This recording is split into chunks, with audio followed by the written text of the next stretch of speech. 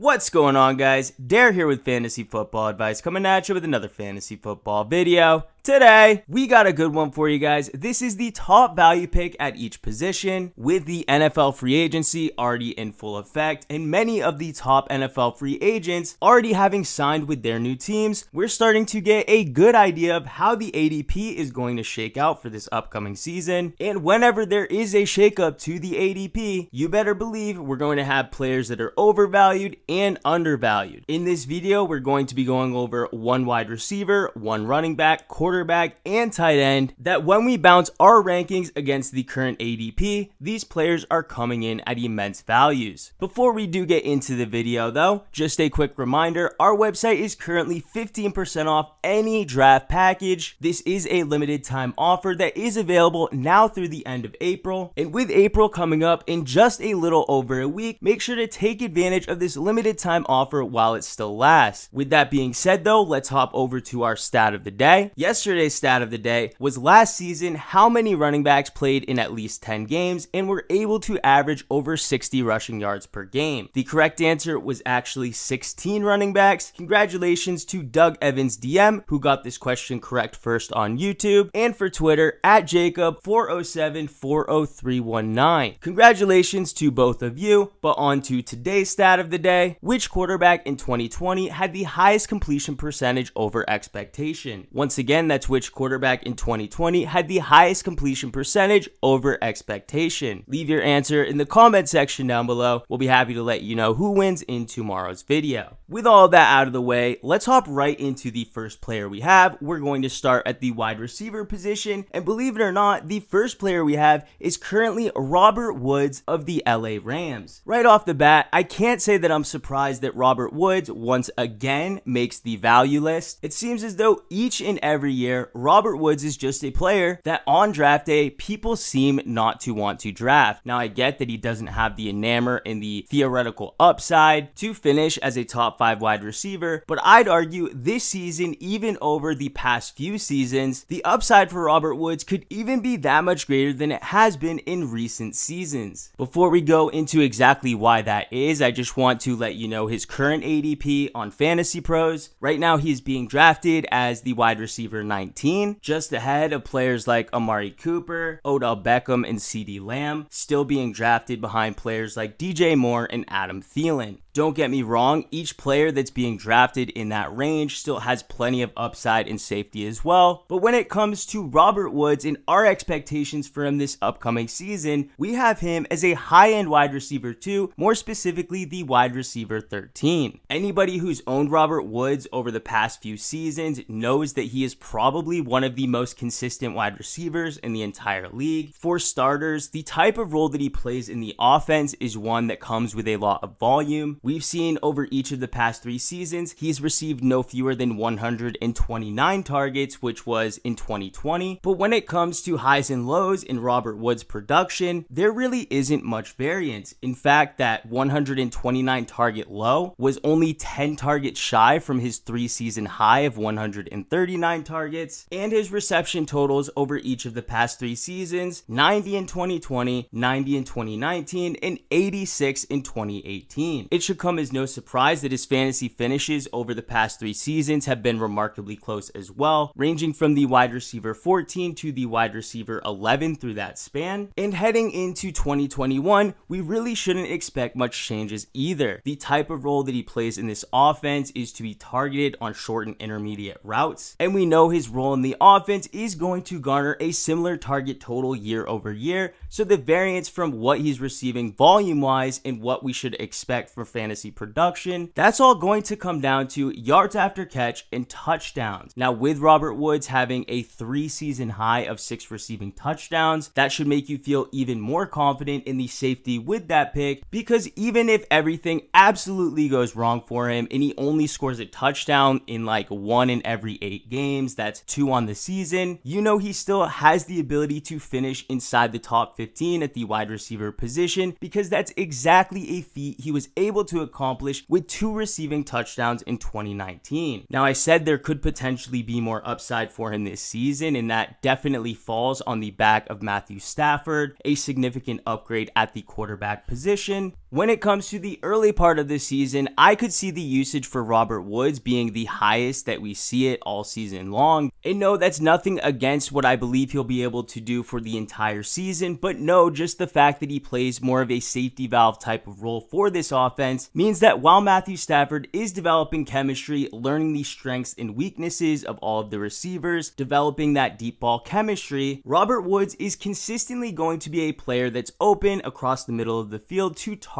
when plays break down. That is going to potentially bring in some early season upside we may not have otherwise had. And when it comes to mid to late season upside, this is where I really believe the upgrade in the arm talent of Matthew Stafford could really shine. Considering Robert Woods is a player with a 3-season high of 6 receiving touchdowns, and while no, that's not really his role in any offense he's been in, but with Matthew Stafford also being the strongest quarterback and strongest red zone quarterback that Woods has ever played with as well, I think we all can agree that Robert Woods has as best a chance as ever in reaching career highs in touchdown totals, something that could transform him from a safe and consistent high-end wide receiver 2 to a mid-grade wide receiver 1. Alright guys, we're moving over to the next position, and we're going to move over to the tight end position where we have Jonnu Smith of the New England Patriots. Currently, Jonnu Smith is coming off the board as the TE11 and is dropping fast. As we know, he was signed by the New England Patriots off of free agency, but then the following day, the New England Patriots also signed Hunter Henry, and as a result, we're seeing the ADP of Jonnu Smith rapidly decline. Now, I do believe the tight end 11 is likely where most people would value him at if he were the only tight end on the New England Patriots offense, but no, with Hunter Henry, now a New England Patriot as well, I do believe the ADP for Jonnu Smith is going to drop even further. Now, where do we currently have Jonnu Smith ranked? We actually have Jonnu Smith ranked for 2021 as the TE9. I believe most people hearing Jonnu Smith being ranked as the 9th best tight end for 2021, I believe most people are going to say that is a bit egregious. But before you come to that conclusion, let's just look at some of the numbers. The first thing that's really important for us to take note of is the overall expected targets of tight ends outside the top 8. In 2020, the 9th most targeted tight end saw just 87 total targets. 2019, that number was 89. 2018, we saw 84. In 2017, 86. So if we're talking strictly volume based off the past 4 seasons, the amount of targets that it's going to take to have a back-end TE1 target market share is only going to be about 5 to 6 targets per game. Now, if you ask me, 5 to 6 targets per game is well within the range of outcomes for Jonnu Smith. And my first reasoning for that would be just the lack of chemistry that was built between the receivers and Cam Newton a season ago. Cam Newton set to be the starter once again for 2021. And we could say from 2020, the receiver, in my opinion, that established the most chemistry is likely Jacoby Myers. But with all of the new wide receivers signed to the Patriots roster, I think the target distribution in the pecking order for targets in this offense is completely up for grabs. And with the New England Patriots likely running mostly in 2 tight end formations, and with the plethora of wide receivers that are likely going to be subbing in and out in that developmental process, building chemistry with Cam Newton, the 2 constants that are likely going to be on the field the most, while also being the biggest targets in the passing offense, it's going to be Jonnu Smith and it's going to be Hunter Henry. Since Jonnu is likely going to be seeing more field time than the average wide receiver in this passing offense, that is going to give him somewhat of an advantage when it comes to developing that chemistry with Cam Newton. And if we know anything from Cam Newton historically, some of his best quarterback to receiver connections have been from him and Greg Olsen. Cam Newton, no stranger to targeting big-bodied receivers, coupled with the heavy investment from the New England Patriots into Jonnu Smith, them motivated to get him involved early and often, with no wide receiver from 2020 coming in with a significant advantage when it comes to receiving targets from Cam Newton. If you're combining all of those factors, I could easily see Jonnu Smith getting a mid to back end TE1 target market share. Now, the best part about Jonnu Smith is that he doesn't need that amount of targets in order to produce TE8 numbers. No, he's not a volume type receiver. Jonnu Smith has always been one of the best tight ends or best receivers altogether in the entire league in the area area of yards after catch. While that wasn't on full display in 2020, in 2019, 166 yards of his 439 total came after the catch. In 2018, 180 of his 258 yards were after the catch. So theoretically, Jonnu Smith is the type of player who could receive a target market share outside of the top 15 at the tight end position and still finish inside the top 8. But in all likeliness, I do believe his target market share is going to be more in line with the top 10 at the position, and with his strength in yards after catch and what he showed off with his incredible multi-TD ability. In the red zone, he's a threat. Between the 20s, he's a threat. And with the team heavily invested in him and no other receiver on the roster with a pre-established connection with quarterback Cam Newton, Jonnu Smith is actually primed to have a really solid season, and I believe his ADP is just going to continue to drop. Alright guys, we're moving over to the next position, the running back position, and we're actually going back to the LA Rams with a player in Cam Akers. Now I did receive a bit of flack for not including Cam Akers on any of the value videos we've done so far this offseason, and for good reason. Cam Akers is coming in at an incredible value. Currently on Fantasy Pros, he's coming in as the RB16. We have him ranked as the RB11, and if that ADP were to hold true, Cam Akers may find himself as one of the better values on draft day. The formula for Akers is pretty simple. We're looking at overall strength in the offense, safety when it comes to injury history, depth chart concerns, and when looking at Cam Akers, he checks every single box. First, let's talk about safety. When it comes to safety, the main thing that we have to concern ourselves with is going to be volume. If Cam Akers is not guaranteed to get a set amount of volume week over week, or there is a running back that may overtake him on the depth chart, those would be major factors that would have us lower him in the rankings. Well, the best part is that although the LA Rams were rumored to be interested in getting one of the free agent running backs, currently all of the top free agent running backs that would be a threat to steal touches from Cam Akers if signed, they're all already signed by other teams, meaning the only real threat for Cam Akers comes from the running backs currently on the roster, in addition to any other RBs they possibly take in the NFL draft. When it comes to the LA Rams and their process when it comes to drafting running backs and the usage in those rushers rookie seasons, we have seen the Rams develop those rushers playing in more of a change of pace role, not really giving the rookie running backs as much volume in the early part of the season. We saw it with Darrell Henderson. We've seen it with Cam Akers this past season. So even if the LA Rams are to draft a running back, unless they're investing first, second round draft capital, which to me just seems completely unlikely, then we could expect any rusher that they take to be more of a depth piece, a developmental piece, and in no way should be a major threat to the workload of Cam Akers so long as he remains healthy. So realistically, the only true threat to Cam Akers to potentially steal touches would have to come from Darrell Henderson. Now, one thing we do know about Darrell Henderson is that he is best utilized in a potential change of pace type role. Dating back to college, he was one of the most efficient rushers. He is on the smaller side, 5'8", 200 pounds, and while yes, we did see at the early part of the 2020 season, he was receiving a pretty significant amount of volume. That ties into something I had mentioned earlier about the LA Rams trying to give more of the touches to their veteran rushers out of the backfield as opposed to the rookies.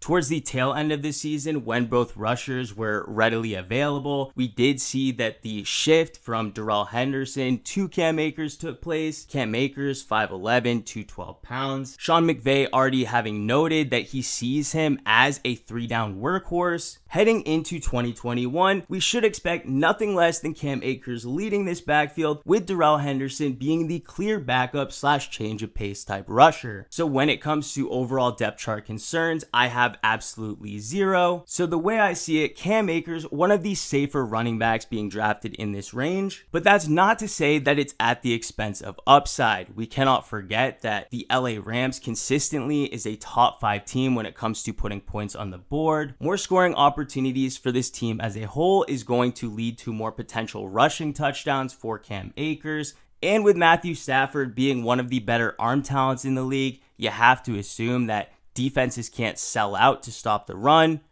If so, Matthew Stafford will definitely make you pay through the air which ultimately could mean the run defense that the LA Rams offense does face throughout this season could be the lightest we've seen in recent years. This is also a team that consistently has leads late in the games, which, as we know, promotes a run-heavy game script in the third and fourth quarters. More volume typically leads to more fantasy points, and if we're talking the early portion of the season, while Matthew Stafford does gain his footing in this all-around new offense, we could see the running volume for this team as a whole being much higher in the early weeks. Now, obviously, we do want our fantasy players to perform their best in the fantasy playoffs, but a close second is always having our players get off to a hot start. This gives us a lot of flexibility when it comes to making trades, how we invest our waiver capital, and Cam Akers definitely seems like the type of player to give you that early season advantage. Alright guys, we're moving over to the final position on the list, the quarterback position, and believe it or not, one of the better values that we're seeing when bouncing our rankings versus ADP and Fantasy Pros, it's actually Russell Wilson of the Seattle Seahawks. Currently on Fantasy Pros, Russell Wilson is coming off the board as the QB9. Seems almost surprising considering Russell Wilson is coming off of a season in which he actually posted his second most passing yards in his entire career, the most passing touchdowns of his entire career, and the most rushing yards he's had since 2017. Believe it or not, these incredible numbers he was able to accumulate across the entire season only resulted in a finish of QB6 for 2020. And if there's anything at all that we should take away from that, it's just the fact that the quarterback position is extremely stacked. There are more options than ever at the quarterback position, and while most people will use that as a reason to avoid it in the early rounds, this season, as opposed to our strategy we've had in recent years, we are going to be putting in early capital to draft one of these top quarterbacks. Russell Wilson, definitely a name you could throw into that hat. We currently don't have him listed as a target, but if we're talking strictly value, ADP versus ranking, Russell Wilson is certainly a player we'll have in our consideration. So when asking ourselves, why is Russell Wilson falling in ADP? A quarterback who historically has finished inside the top 5 in 3 out of every 4 seasons. His worst finish ever was his 2012 rookie campaign, in which he finished as the QB 11. So why exactly is he falling, and does that mean we should avoid him on draft day? Well, one thing you would know as a Russell Wilson owner for 2020 is that he was the epitome at the quarterback position of having a tale of 2 seasons. Believe it or not, Russell Wilson threw 30 of his 40 passing touchdowns in the first 8 weeks, meaning the remaining 10 passing touchdowns were spread across the remaining 8 games, where he unfortunately had the majority of his interceptions as well. There also is a bit of concern with the direction of the offense. There were some trade rumors on Russell Wilson being a bit disgruntled with the coaching staff and him wanting to pass more, get in more weapons. More recently noted as wanting to go after Antonio Brown, but ultimately getting a bit of pushback from the coaching staff. And with the more recent re-signing of Chris Carson, a testament to the coaching staff's narrative of wanting to have a run-first approach, it does make you wonder if Russell Wilson should be a player you avoid on draft day. The short answer is no, we shouldn't be avoiding Russell Wilson. The reason he's falling so dramatically in ADP is a combination of these negative reports, the reports that are coming out being that the team wants to focus more on the run, which would have a negative potential effect on his fantasy production. That factor would be enough to theoretically drop him in the rankings. Then tie in the fact that people in fantasy football, they more remember what you did for them most recently, and the last time we saw Russell Wilson on the field, which obviously he wasn't playing his best. Now, the way you should be looking at it is that Russell Wilson is heading into yet another year where the chemistry should continue to grow that's been built between him and DK Metcalf, arguably one of the more talented receivers in the league. Tyler Lockett is also returning, Lockett being one of the more efficient wide receivers in the red zone, something Russell Wilson heavily utilizes throughout the season and will have the option to continue to do so. And while most people are looking at the Chris Carson re-signing as a testament to a more run-heavy approach likely in 2021, I believe the re-signing of Chris Carson should be looked at as a positive, because we do know while Chris Carson is healthy and starting, they are going to have an efficient running game. An efficient running game does open up more opportunities in the passing game. A better overall offense leads to more scoring opportunities, and with many of the same weapons returning that Russell Wilson had towards the beginning of 2020, where he threw 30 touchdowns in his first 8 games, no one should be surprised whatsoever if Russell Wilson gets out to a hot start yet again. Now, there are rumors, like I had mentioned, of potentially Antonio Brown coming into the Seattle offense. If that happens, the sky is the limit with the passing upside of Russell Wilson. But for now, him dropping so far as to be drafted just inside the top 10, that's completely bonkers to me, because we cannot forget Russell Wilson has finished inside the top 3 at the quarterback position in 4 out of the past 7 seasons. But guys, that's gonna do it for this video. We really hoped you enjoyed. If you did, how about hitting that like button? If you're new to the channel, please hit that subscribe button. We thank you all for watching, and we'll catch you on the next one.